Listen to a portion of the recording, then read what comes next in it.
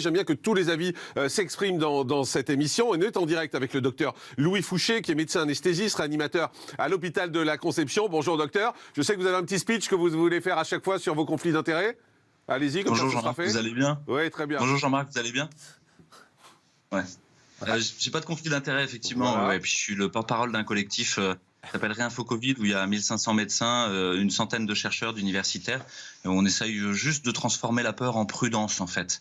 C'est-à-dire l'intelligence du courage. Pas faire n'importe quoi, juste retoucher le réel, en fait. Arrêter d'être dans des dogmes, arrêter d'être dans de l'imaginaire, paniquer. Là, j'écoutais vos invités et j'étais moi-même pris par une espèce de bouffée d'angoisse en les écoutant, tellement il y avait de stress palpable.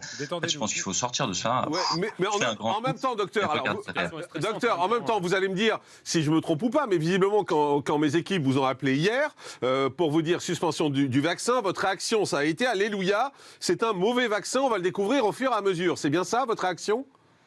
Oui, Mazel Tov, quoi. On revient à la prudence. Enfin, Michel Baccar, qui est le président de l'Ordre des médecins de Charente-Maritime, l'avait déjà dit, les médecins ne sont pas là pour faire les Jeux Olympiques de la vaccination, en fait. Ils sont là pour peser la balance bénéfice-risque intelligemment. On a 0,6% d'effets indésirables sur le vaccin AstraZeneca et on a 0,16% d'effets indésirables graves. C'est très, très important comme quantité d'effets indésirables. Et ça fait que 2 semaines et demie qu'on vaccine depuis le 18 février à peu près, hein, le point, enfin, un peu moins d'un mois, on va dire. Et on a 450 000 vaccinés au 4 mars avec un total de 3013 effets indésirables. Et là-dedans, 965 graves. Et notamment cette histoire de thrombose dont vous avez parlé, qui est très importante. Et que certains attribuent à l'idée que le vaccin, c'est un adénovirus de chimpanzé, quoi, un virus du rhume du chimpanzé, qui est un OGM. Et ça, c'est dit par l'AMM conditionnelle, hein, c'est marqué noir sur blanc dans l'AMM conditionnelle de l'Agence européenne du médicament, dans lequel il y a une cassette spike, et au début de cette cassette spike, il y a un activateur du plasminogène. Alors, c'est un peu compliqué, là, docteur. C'est un peu compliqué. C'est un peu compliqué, mais juste, excusez-moi, vous nous confirmez, là, en direct, vous nous dites, AstraZeneca, c'est un mauvais vaccin. Ah oui, c'est un mauvais vaccin et ça avait déjà été dit en avance sur les premières études qu'on avait eues. Docteur Cohen. Vous prenez une responsabilité gravissime. Attendez, on écoute le docteur Cohen. Allez-y. Vous prenez une responsabilité gravissime. On a eu 22 millions de vaccinés en Grande-Bretagne. Sur ces 22 millions de vaccinés, la Grande-Bretagne est en train de réouvrir. On a eu 5 millions de vaccinés. On a une agence européenne du médicament qui nous a conforté dans l'idée qu'il y avait quand même une rareté de ces faits gravissimes. Et quand vous parlez d'effets indésirables, quand vous parlez de la rougeur de la peau, de la fièvre, etc., qu'est-ce que vous pouvez comparer ça par rapport aux entrées en réanimation? Vous êtes anesthésiste, vous connaissez le problème, vous en souffrez tous les jours. Docteur Fouché. Vous êtes en colère, vous laissez dépasser par votre colère. Les effets indésirables graves, il y a de l'épilepsie, il y a des paralysies faciales, il y a des thromboses multiples, cérébrales, cardiaques et pulmonaires. Donc on n'est pas du tout sur des trucs légers. Hein. Et à la fin, vous concaténez l'idée de sortie de crise au vaccin. Et c'est là où vous êtes pris par une hypnose.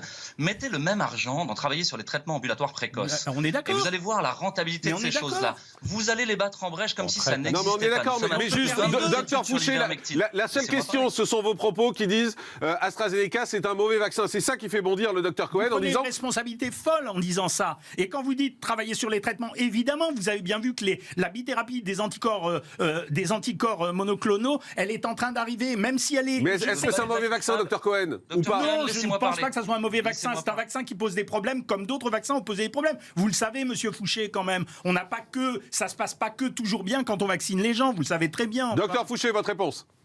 Oui, le Bamvalivimab dont vous parlez est à 1 800 € la dose. Pour le moment, ne marche pas très bien et les seuls résultats qu'on a sur une étude faite par le laboratoire lui-même. Vous avez énormément de traitements, vous avez plus de 22 études sur l'ivermectine maintenant qui montrent que c'est peut-être utile. Ouais. On a donné une RTU au Bamvalivimab alors qu'on a refusé au Conseil d'État d'envisager l'ivermectine. C'est quand même dommage. Je crois qu'il ne faut pas se fermer de porte et surtout se dire que la vaccination n'est jamais une baguette magique. Il n'y a pas de baguette magique dans cette épidémie. Je rejoins le docteur Cohen, c'est grave de dire c'est un mauvais vaccin parce qu'il y a beaucoup de gens qui nous regardent et beaucoup de gens qui vont du coup refuser peut-être parce qu'ils vous croient. C'est vous qui donnez l'angoisse. Exactement. Jonas Haddad vous dit c'est vous qui donnez l'angoisse. Je donne de la prudence. Le vaccin n'est pas une baguette magique. Ne risquez pas votre vie avec quelque chose qui est un mauvais produit. Non, mais, simplement, attendez qu'il y ait des bons produits. Il y en aura. Vraiment, vous allez très loin là, hein, vous savez. Ah oui, je vais très loin. Oui, là-dessus, il n'y a aucun problème. On de AstraZeneca au Royaume-Uni. Quand on est médecin, avoir ce type de propos. On peut pas, quand on est médecin, avoir ce type de propos sans se baser sur des études scientifiques. Laissons l'Agence européenne du médicament faire son étude, donner son avis, et après on prendra les décisions. On peut pas balancer ça devant des millions de Français. C'est juste pas acceptable. Vous êtes en train de le communiquer non seulement à ceux qui ont reçu le vaccin AstraZeneca, mais à ceux qui vont refuser le vaccin et à qui peut-être, pour certains, on aurait pu échapper, pour lesquels on aurait pu échapper à une hospitalisation, voire des... Vous savez, docteur Cohen, il y a d'autres propositions vaccinales, docteur Cohen, vous le savez. Donc les gens doivent être libres de leur choix et doivent avoir un consentement libre et éclairé. Et pour ça, il doit y avoir une information claire, loyale et appropriée. C'est ce que j'essaye de faire. Donc ne mettons effectivement aucun mot étiquette sur ce vaccin, juste vous avez 3013 effets secondaires, dont 965 graves et dont des très très graves. Mais sur combien de ça, c'est la HAS qui le dit, et on n'en est qu'à 3 semaines de vaccination. Donc simplement, les gens doivent faire leur choix en toute liberté. Vous avez 150 000 accidents thromboemboliques en France chaque année. 150 000 accidents thromboemboliques. Vous m'avez parlé de 9 000 effets indésirables, de 900 cas graves, 150 000 accidents thromboemboliques. Mais vous êtes le VRP d'AstraZeneca ou quoi? Qu'est-ce qui se passe? Non, mais arrêtez de dire ça parce que... Juste répondre à ça, vous êtes le VRP d'AstraZeneca, vous dites... Pas du tout, j'ai aucun conflit d'intérêt, je vous rassure, pareil que vous. Jonas Haddad. Regardez donc les choses en face. Docteur Fouché, Pfizer pour le moment et AstraZeneca, je crois que je pourrais préférer Pfizer. Monsieur Fouché, on les a pas les vaccins. C'est-à-dire, moi je suis d'accord, vaccinons si on a eu un risque sur AstraZeneca, vaccinons avec Pfizer, avec Moderna, avec qui vous voulez. On est tout à fait d'accord, mais aujourd'hui, puisqu'on les a pas, mais qu'on est en situation... Donc on prend le risque, vous nous dites, puisqu'on les a pas, on prend le risque, vous nous dites, docteur Cohen? On est en situation de santé publique, on n'est pas en situation de santé individuelle. On est en train de proposer une solution de population générale. Non mais vous vous rendez compte ce que vous êtes en train de dire, docteur Cohen? Attendez, docteur Fouché, un instant, je vous redonne la parole. Docteur Cohen, vous êtes en train de nous dire, il y a peut-être un risque avec AstraZeneca, on devrait se faire vacciner avec Pfizer, mais comme on les a pas, vaccinons-nous avec AstraZeneca. C'est ce que vous avez dit là. Je vous dis que dans chaque proposition de vaccin, il y a un effet bénéfice et risque. C'est difficile à entendre, mais dans chaque traitement que vous donnez, il n'y a pas zéro risque en médecine. Ça n'existe pas. Est-ce qu'il y a plus de risques avec AstraZeneca qu'avec Pfizer? Aujourd'hui, je ne sais pas du tout. J'attends les évaluations de l'Agence européenne du médicament. Mais a priori, vu les chiffres qu'on a, vous avez parlé tout à l'heure, monsieur Fouché, vous avez dit 0,06%. C'était pas sur le vaccin AstraZeneca, c'était sur le vaccin Janssen qui a été testé, vous le savez très bien, par la FDA pour vérifier l'efficacité. Jonas Haddad et le docteur Fouché répond. Jonas Haddad. Alors, docteur Fouché, moi je n'ai aucun conflit d'intérêt. Je suis avocat, donc je suis pas docteur, je suis pas médecin, donc je me permets de vous le dire. En objectivité. Ce que vous venez de faire en termes de communication, c'est grave. Deuxièmement, vous êtes le porte-parole d'un collectif de plus de 100, vous avez dit, et quelques 1000. Je ne suis pas certain que tous les membres de votre collectif soient d'accord avec ce que vous êtes en train de dire. Et quand vous utilisez le terme de réinfo Covid, vous ne faites pas de l'info, vous faites réintox Covid. Parce que là, c'est grave ce que vous êtes en train de faire. Tous les gens qui nous ont regardés... Arrêtez de dire que c'est grave ce que je suis en train de faire et juste prenez les datas une fois pour toutes. Mais d'abord, on dit données, pas data.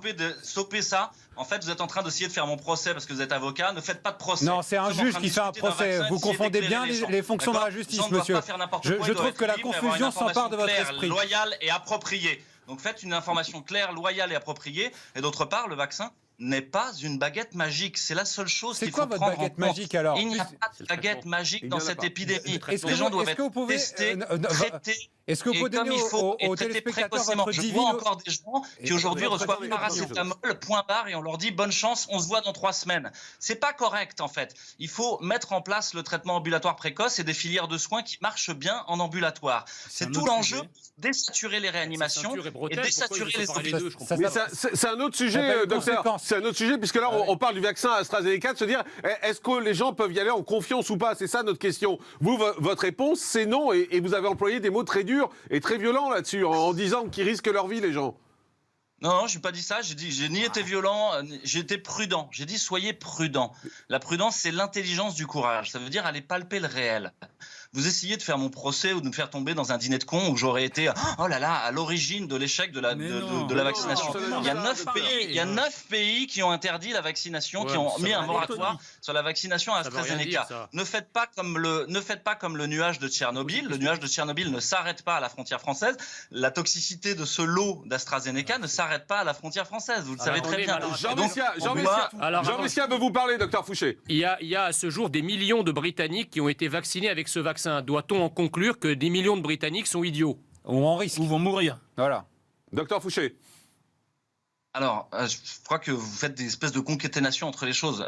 On regarde les effets secondaires, on pèse la balance bénéfice-risque, mais on informe arrêtez les gens, et les gens font leur choix éclairé tout seuls. Okay, vous n'imposez rien, vous ne mettez pas de passe vaccinal, vous n'êtes pas en train de dire que les choses sont obligatoires, vous informez les gens. Mais attendez, voilà. vous les informez, vous les laissez libres. Les gens qui voudront se faire vacciner avec AstraZeneca doivent être au courant, c'est tout. Jean Messia. Votre logorée est incompréhensible. Je vous pose une question simple. Je vous dis, aujourd'hui, vous avez un pays, un État-nation qui s'appelle la Grande-Bretagne, qui a vacciné 30% de sa population, en tout cas pour une première dose. Ça fait des millions de Britanniques. Est-ce qu'on conclut que les autorités à la fois médicales et politiques de ce pays sont tarées? Ou est-ce que, effectivement, le risque est tellement faible qu'effectivement, le gouvernement et les autorités scientifiques ont décidé de le faire? Oui ou non? La question, elle n'appelle pas un développement sous forme de thèse de doctorat. Docteur Fouché, oui ou non? Ouais. Vous aimez bien les choses simples. Moi, je trouve que la réalité est nuancée, complexe, pleine de choses difficiles à appréhender, qui nécessitent du temps. Les Grecs parlaient de l'époque raisonnable, la suspension du jugement. C'est-à-dire, j'admets que je ne vais pas conclure tout de suite, que je vais regarder la réalité. Donc faites ça, arrêtez de vouloir dire oui ou non de manière extrêmement rapide. Suspendu en l'air, d'accord? Prenez votre temps. Réfléchissez, laissez les gens mourir, laissez les gens ne pas travailler. Merci docteur Louis Fouché, merci d'avoir été avec nous, c'était intéressant d'avoir une voix discordante. Merci beaucoup d'avoir été là, médecin anesthésiste, réanimateur à l'hôpital de la Conception.